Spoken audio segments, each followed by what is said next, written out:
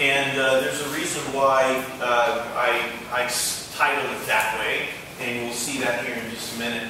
But God in all her wisdom. What we've been reading in the lectionary, if you don't know what the lectionary is, I follow the lectionary. The lectionary is a grouping of lessons that are in the Old Testament and in the New Testament, and then there's always a gospel in there, there's always a psalm in there. And if you can read every Sunday what the lectionary lessons are going to be. And so I follow along the lectionary. That's just how I do it, because I'm a good Episcopalian, and that's just what happens. So we just kind of follow along with that, and that's what we've been doing. And we've been in the Gospel of John, and every single week it's been about the table. It's been about the bread. It's been about the wine. It's been about Jesus talking about how this whole idea of bread and wine is really about His body and His blood. And it's talking about the table. It's talking about coming and being invited to the table. And it's all of these different kinds of things that point back to Jesus saying that I am the true bread of heaven. I am the true meal. And so if you eat of my body and drink of my blood, you'll live forever. Those type of things. And Jesus doesn't ever make it simple. In fact, in John 6, as we continue to read in the lectionary, he says, you have to eat my flesh if you want any part of this. And people are like, well, that's just weird. And he goes, yeah, so if you don't eat my flesh and drink my blood, you have no part of me. And he makes it not any easier for them, right? And he just keeps on making himself the point, and making the table the point, and making this meal the point. And it's just over and over and over and over. And so this week, in the lectionary in John, it was basically the same type of thing that we had talked about over the last 3 weeks. And so I was like, man, it's just the same thing. I mean, like, how many times can we say? But have you ever noticed that sometimes when things are repeated over and over, maybe there's a point to that? Maybe it's because that's so important and it's something that we're going to forget. And so Jesus wants to just say, look, you cannot forget this. This is the meat of everything. This is it. My body, my blood that is broken and shed for you. This table, this is the point. And the point is that the table's open to everyone and anyone and every kind of person. And it's always that way, and it always will be that way, because this is who I am. This is what I'm about. And this is the kingdom of God. This is what it's about. And so he constantly just says, this is what it's about. This is what it's about. This is what it's about. And so I read in John 6 again, and I was thinking, man, this is the same thing that we've talked about for 4 weeks. So where can I go in the lectionary, right? And so, but I found this in the lectionary this week in Proverbs 9. I wanted to read this. And this is amazing. Wisdom has built her house. She has hewn her 7 pillars. She has slaughtered her animals. She has mixed her wine. That's wine. She has also set her, say it with me, table. So now wisdom has set her table. She has sent out her servant girls.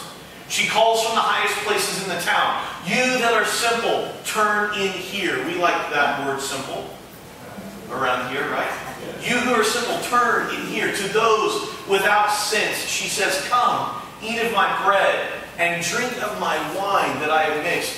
Lay aside immaturity and live and walk in the way of insight. So this is what we would call in Hebrew Scripture Lady Wisdom. Or the name given to wisdom in the Old Testament is Sophia. And so whenever we see wisdom in the Old Testament, or really even in the New Testament, whenever we talk about wisdom, wisdom is almost always talking about the wisdom of God. Are you with me? So this is the wisdom of God. This is the mind of God. This is the part of God that is God's wisdom. That is the wiseness of God, the understanding of experience. This is God's understanding. This is God's wisdom. Now, wisdom is not a part of the Trinity, but wisdom is the mind or the heart or the soul of God, if you will. Wisdom, so when wisdom is speaking, this is God's wisdom speaking to us. So let's read that again. Wisdom then has built her house. She's hewn her 7 pillars. She's slaughtered her animals. She's mixed her wine, and she has set her table. What does God do? God sets the table. It's a table with bread and wine. And it is the wisdom of God that is calling out, saying, those of you who are simple, meaning those of you who do not have understanding, you are welcome to come in here and invited at all times, anytime, anywhere. Come in and understand the heart of God. Are you with me? And then it says, turn in here. To those who lack sense, come, eat of my bread, drink of my wine that I mix. Lay aside immaturity.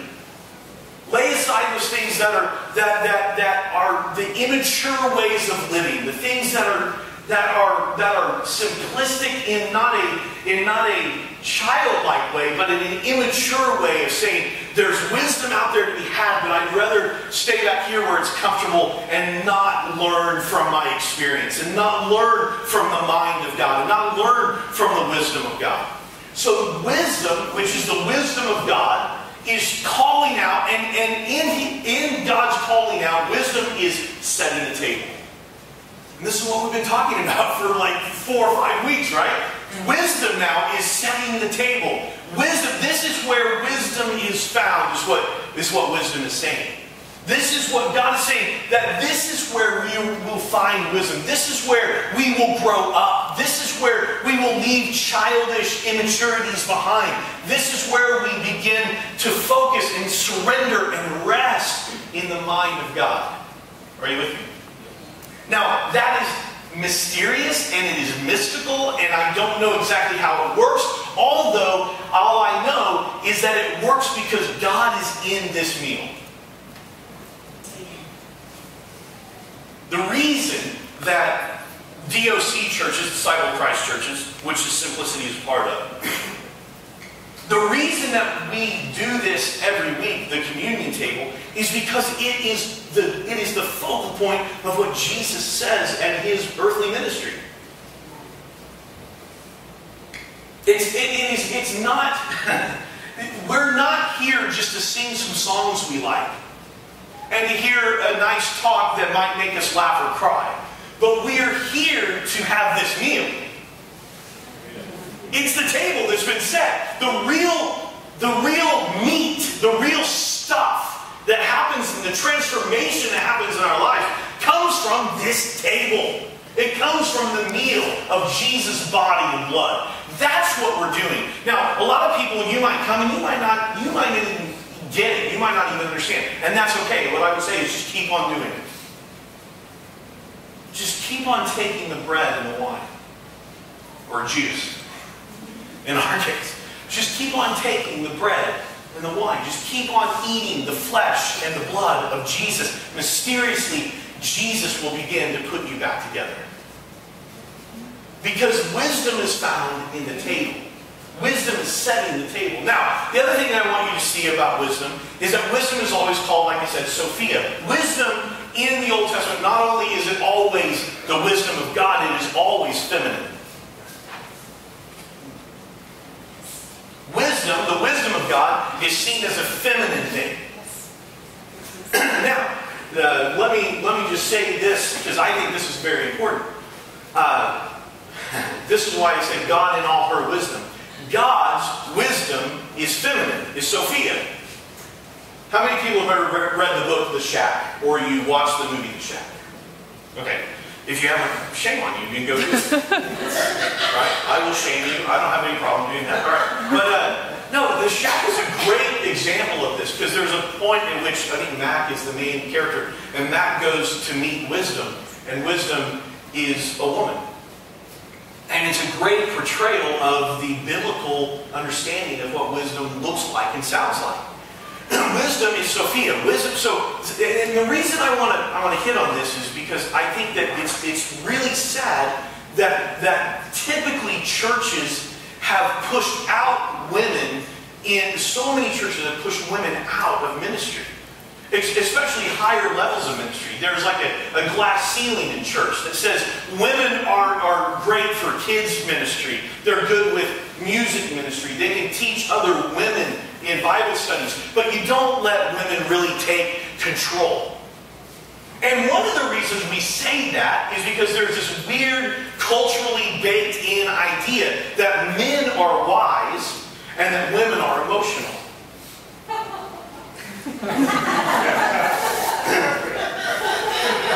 Now, we're all emotional. Are you with me? Yes. We're all emotional. We are all emotional. Men and women, we all are emotional. If you've taken enough psychology classes, you know that men's brains and women's brains respond the same way when they are hit with something that is emotional.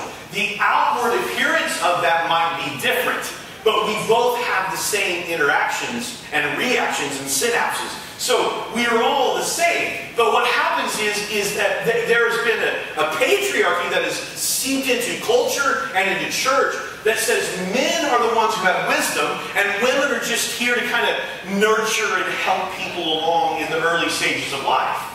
But women are really just too emotional to make those decisions. And listen, I think that is absolute bull. Horse honky.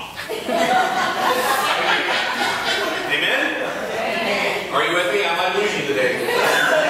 Sorry. If I lose you because you don't want women to be in charge of anything, then there's lots of other places you can find. But I'm being serious. Wisdom is spoken of as Sophia, as woman. God himself, that's a word. God's self speaks of God's wisdom as feminine. As female. Now, if you want to argue with this, go look up all the places it talks about wisdom in the Old Testament.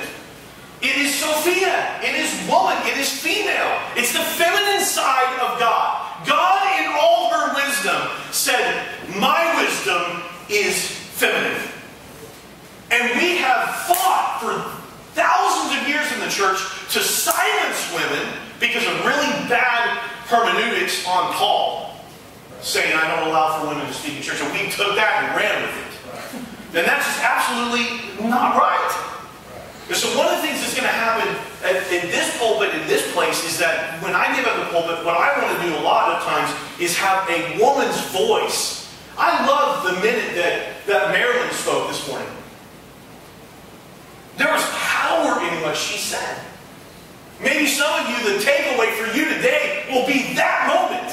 It won't be the 20 minutes that I get up here and yell and scream at you and show you how great I am at exposing the deep things of God. But Marilyn just simply came up here and said, I had a bad day with someone that I was mad about, and I lost 30 minutes. I should have learned how to forgive. Maybe this week we should forgive someone and be a silent forgiver and just let it go and allow God. That's wisdom.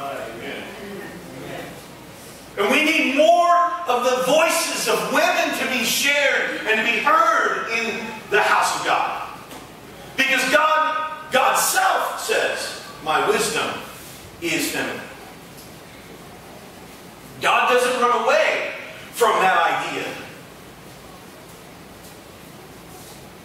So, simplicity is going to be a place where we allow for men and women to have no limits. To share and to minister exactly the way that God has called them to share. Are you with me? I think we need to aggressively go after that. The next thing I want to say is this. Just a couple of quick things. In the last part, I don't have this up here, but I'm going to read it to you. In the last part of Proverbs 9, it speaks of another lady. And this lady is called Folly. So this lady is called Sophia. The lady that speaks secondly is called Folly. And this is what Folly says. Folly is an unruly woman. She is simple and knows nothing. She sits at the door of her house on a seat at the highest point of the city, kind of mimicking what Sophia does. Calling out to those who pass by, who go straight on their way. Let all who are simple come to my house. The same call. To those who have no sense, she says, stolen water is sweet. Food eaten in secret is delicious. But little do they know that the dead are there. that her guests are deep in the realm of the dead. There's another competing voice with the wisdom of God and with Sophia. And that is this idea of folly, foolishness. That says stolen water and secrecy is a thing. See, secrecy and stolen, those things, they build intensity, but they don't build intimacy. Let me say that again. Secrecy and stolen things, they build intensity. Have you ever stolen anything out of like a drugstore or something? You know, like, no, don't. When you were a kid, you took some bubble gum, and I know it. Yeah, there you go. Stole some money, some airheads. You took some money out of your mom's purse. You did something. Not my mom's toys, but not my mom and my mother, but a friend. Yeah. A friend told my mom. That's not good. That's not good. We've done it. We've all done it, right? My little brother go to the ball cap in 14. There you go. And then my big brother stole You're like from a whole line of Steelers. My big brother stole the whole family. We've done it, right? We've done it. Big compensation, kids. So what happens is, watch. We've all done this. There's something that's exciting about breaking the rule. And whenever some of us aren't ready to stop breaking the rules. Some of us seriously, some of us we're like, I don't know, it just kind of feels, I just kind of like that. There's an intensity. There's an intensity of falling. There's an intensity to kind of breaking the rule, of doing something that is forbidden. But there's not intimacy. See, that's what it says. It says folly calls out, just the same way Sophia does. But folly is promising that you're going to get something out of stolen water and secret food, and it's going to lead to death. Sophia is calling out, setting the table, saying, come and leave that immaturity behind. And trust in the intimacy that happens at the table. Are you with me? See, there's a lot of people who are smart, but not wise. And I like Taoism. Tao just means the way, and it's just a philosophical way of looking at life. And I love in the Tao Te Ching, it says this. It says,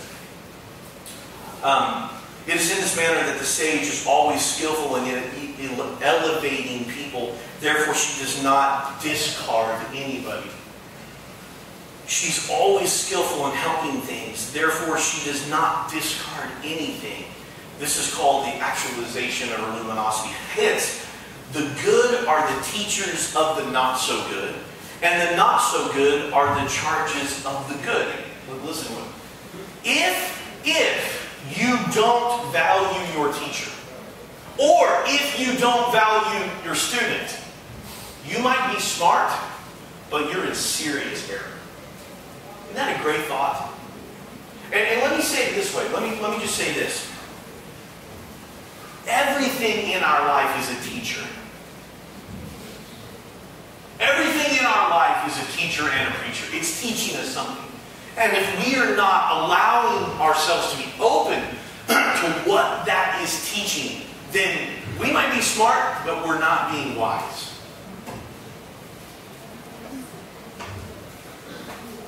And so, we don't discard anything. We keep our minds open to what wisdom is bringing us. Now, we have to also be aware that there's folly that's crying out at the same time. And you're saying, well, how do I judge between the two? That's life. Sometimes we don't understand it was folly until after we've messed it up. Until after we've given in to the intensity. And that's how you learn. You're like, oh, that didn't work out. I should have listened to Sophia. That was folly. Are you with me? So, what I want us to do today today is I want us to come to this table because wisdom is calling out. Because we are listening to God in all her wisdom, saying the table is set. And leave behind intensity and go after intimacy and trust that I will teach you all that you need to be taught. Are you with me?